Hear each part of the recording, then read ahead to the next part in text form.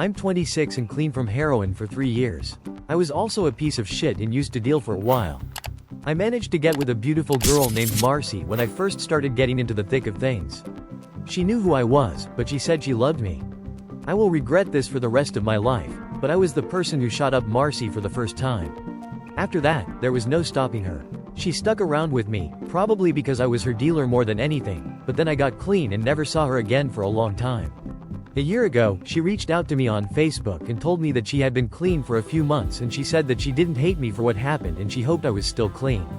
Last week, I got a call from my sister who told me that she saw on Facebook that Marcy had overdosed and there was a funeral service this upcoming Thursday. I immediately just burst into tears because I hoped that this would never happen, and I feel so much guilt over it. I want to go to the funeral service for her, but I'm afraid that my presence would be unwanted.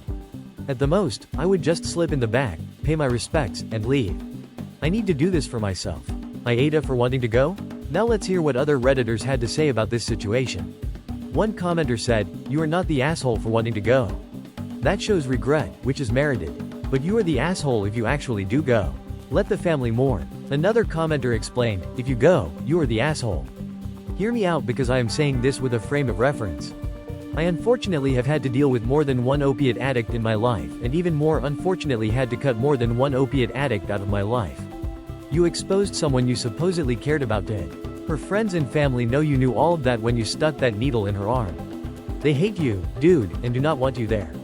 Do not go." Someone else added, "Poor word choice. You can have whatever feelings you want, but you are the asshole if you go. It would only hurt her family to see you there, assuming they do know the role you played in her trajectory. It doesn't matter what their rational reaction should be, they are hurting, and the act of going to the funeral would be incredibly selfish." Many people echoed this same thought, emphasizing that, despite the OP's feelings of guilt and regret, going to the funeral might not be the best way to cope with the situation.